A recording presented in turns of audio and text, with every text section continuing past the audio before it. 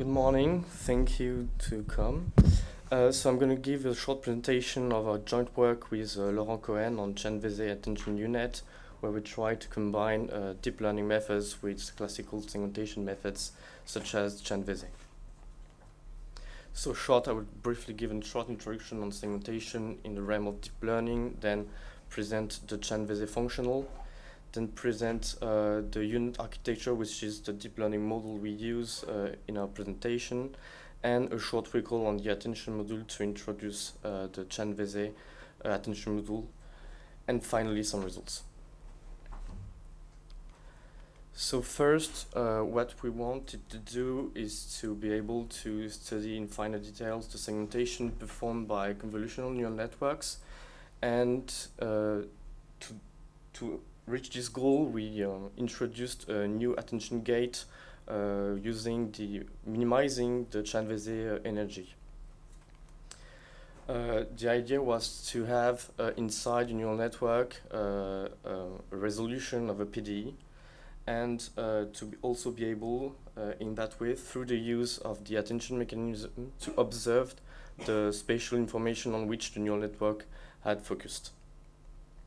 And we wanted to illustrate this in the realm of medical images, and more specifically using brain images. So we might think that medical image segmentation is solved, since most of the deep learning algorithm achieve pretty great accuracy on par with experts in the domain, but there are still some problems that we need to face.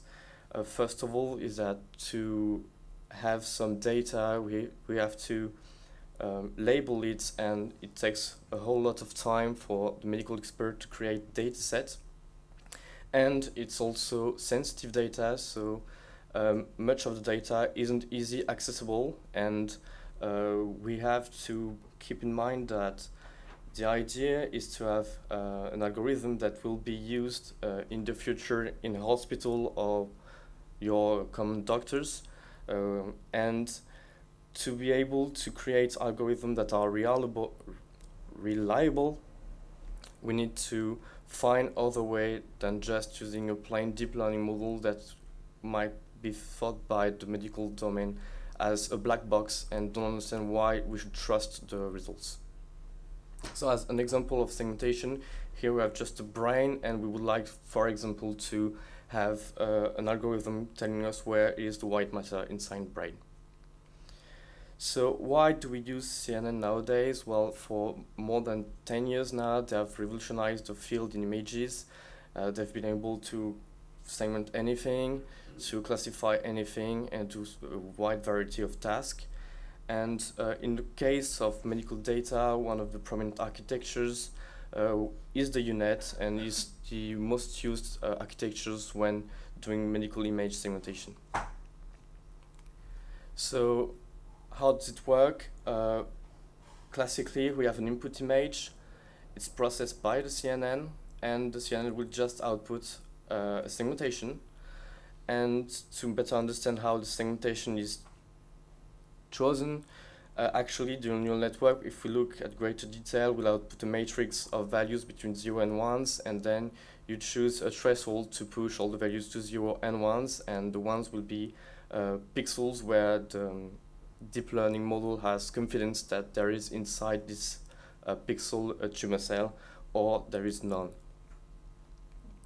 So as for the level set methods, we used in our project the Vese energy minimization, which is easy to implement and gives great results. So it was first introduced by Vese in 2001, and the idea was at the time to segment binary medical images by shrinking a curve, and by solving a PDE, they were able to shrink a curve towards the boundaries of an object of interest. So if we have an image, we parameterize a curve on the image, and we want to separate the image in two regions, inside and outside the curve. And to perform this through a gradient descent by computing an energy function depending on the curve and two constants C1 and C2 that are actually the intensities inside the curve and outside the curve, the algorithm is able to converge. The main introduction made by Chan and Vese was not to work with the parameterized curve that is complex to handle informatically, but to transform this by using a level set function and deciding that the curve will be the zero level set, making all the computation much easier. So if we take a short look at the functional that we want to minimize, it's the sum of different terms comprising the length, the area inside the curve, and two terms corresponding to the mean intensities inside and outside of the curves. So how does it work in practice? So we have, for example, an image. Here it's just a skull with a brain inside of it. We state an initial contour inside the image, and then the algorithm will shrink this initial curve towards an area of interest inside the image. So as for the U-Net architectures, it's one of the most used deep learning architectures in medical images. So it's a set of convolutional blocks that will take it as an input, an image, and transform this image into a set of feature maps, shrinking its size at each blocks. And it's what we call the construction path. And then this set of feature maps is transformed back to the original size of the image to output a segmentation mask. So one of the main contributions in these architectures was the idea to use what they call skip connections between the contraction path and the expansion path, where the idea is that for each convolution blocks, we keep in mind the last feature maps and give this information at the time of the expansion path, so that your neural network is able to retain as much as possible information on the overall shape inside the image. So as for the attention module, so attention mechanism has been introduced in the realm of convolutional networks about 5 years ago. And in case for medical images, what the seminal paper of Octet and his colleagues, Attention U-Net, were to look for the pancreas, where they used a neural network, so the U-Net, and at each step here at the beginning of each expansion block, a node to perform an operation on the information coming from the skip connection and from the previous convolution blocks. So the idea was to, the name attention comes from that. The idea was this block had to output a feature map that will highlight regions of interest inside the skip connection and hide unwanted information. So as an example, if we were to have a fully trained neural network and look at the attention mask produced by the neural network at the end of training, for a ship, we would be able to see that neural network has fully concentrated on the ship and has removed the information around it. So there are many advantages. It removes some risk of overfitting on the data. We can also be able to predict with finer grained details in the case of segmentation, since the neural network doesn't have to focus on uninteresting information in the images. They also have some problems that we cannot rank the confidence, since it's only a set of convolutions that decides where it puts its attention at, and it is also able to generate, it might generate artifacts outside in the case of tumor, outside the tumor area. So the model can also get confused and get interest in region that has no interest at all. So for the case of the attention module, so first we took the original attention module and we wanted to make the process of segmenting medical image stronger and more reliable, so we wanted to keep it as long as possible, the original image, inside the process of the neural network. So we added inside the attention module the input image, so not just performing an operation on the skip connection and the previous expansion layer, but also on the input image of the neural network. So to better understand how it works, a classical attention mechanism, So it takes as input 2 images, they are convolved and add, and finally we applied an activation function to remove negative values, another convolution, and by the end of it, using a sigmoid to push values towards 0 and 1, we have a mask with values ranging between 0 and 1 that we multiply with the keep connection feature map to give neural network to remove some unwanted information. So to be able to add the Chan-Vese mechanism inside our neural network, we had some problem to overcome, such that we need to initialize a level set, and to do so we used a distance transform. But the distance transform wasn't easy to differentiate, so we had to use an approximation of the distance transform, where we iteratively apply a convolutional kernel, a carefully chosen convolutional kernel on the image to reach an approximation of a distance transform. So we kept the original attention mechanism to initialize a contour on the input image that has been resized. We applied the distance transform on the initial contour, and then we were able to apply the Chan-Vese algorithm to produce a mask to apply to inside the neural network at the time of the expansion pass. So as to show a few results, we tried our methods on data coming from the TCGA LGD database, which is a database publicly available on the internet that comprises 110 patients. Each patient is a set of between 20 and 30 slices of the brain. They are all tumorous patients, and we divided the test and trained on the patients. And the spatial resolution of the image is 1 mm isotropic. So to perform the training, we use a relatively large batch size in the realm of medical images, apply classical optimizers. We did standard data augmentations to make the deep learning model more reliable. So we had flipping, cropping, scaling. And we set the parameters of the Chan-Vese model to 0.1 and 1, so that are the parameters of the length and the area to constrain the evolution of the curve.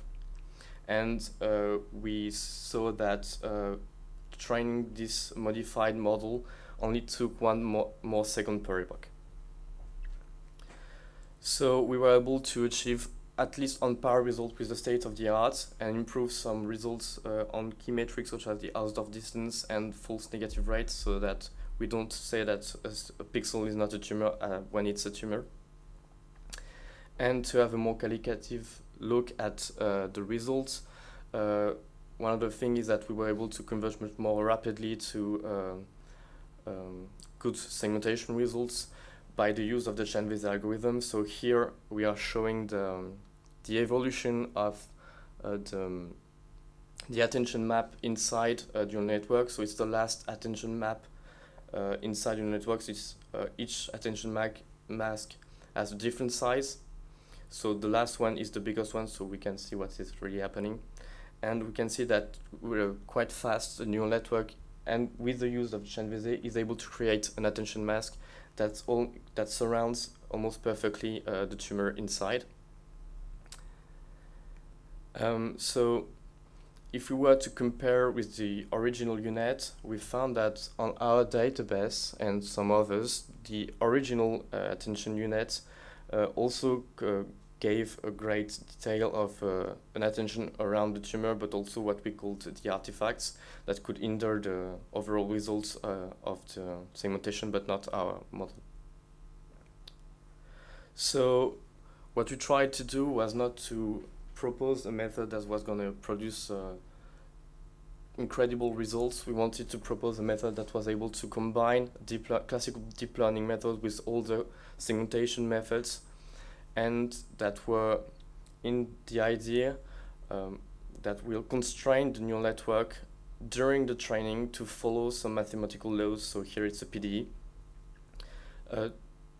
To have maybe later even better algorithm to propose to hospitals where doctors would be able to rely on the result they have, trust in the result we present. Thank you.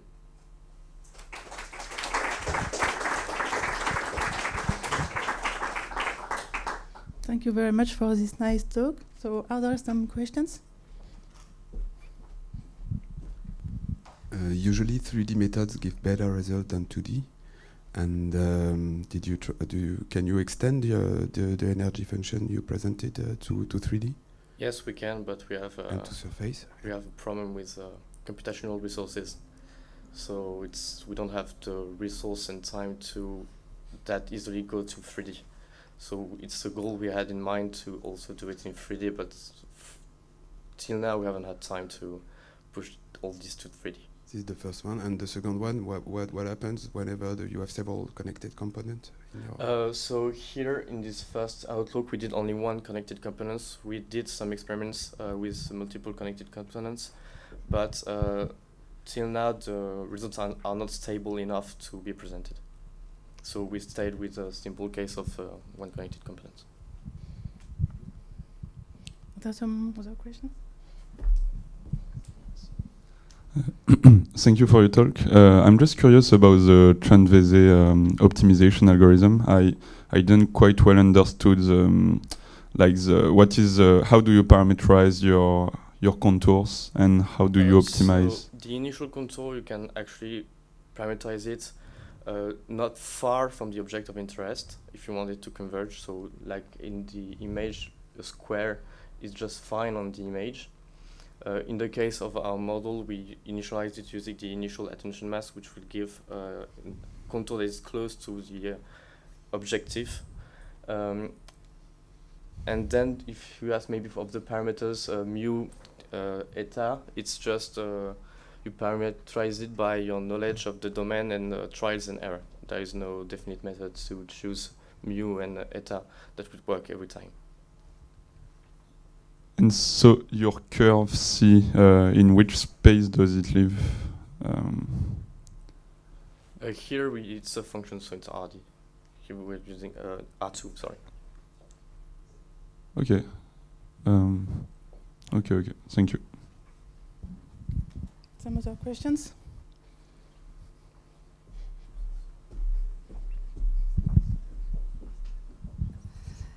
So first, thank you very much for the presentation.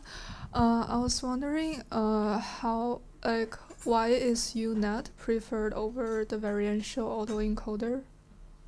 Because it feels to me that the goal of the U-Net here is to do a compression then decompression. So why is it preferred? Because we don't do exactly a compression as it's done with variational autoencoders. And we don't use a probabilistic way to do this compression of the information. So it's really just, well, first you won't have in variational autoencoders the skip connections, for examples. So we won't keep in mind as much information as you would. And variational autoencoders are used with Bayes probabilities, so you won't be able to segment tumors, actually. Maybe we can talk later after you found. Okay, so it's because of the skip connection here. Okay. Yes, essentially. Okay, I got it. Thank you very much. We have time for one other question if you want. So I have one. I think the main point is the reversibility of the PDE term in the Vese Attention U-Net. So how do you deal the complexity of the computation of the gradient for the back propagation? How do you compute the gradient in the back propagation scheme? Well, we use automatic differentiation using Jack's framework. Okay. So it's done in the background by the computer. So by carefully implementing the algorithm, we don't have to write the grades by hands, and it's computed as a chain, by the chain rule. Okay, thank you.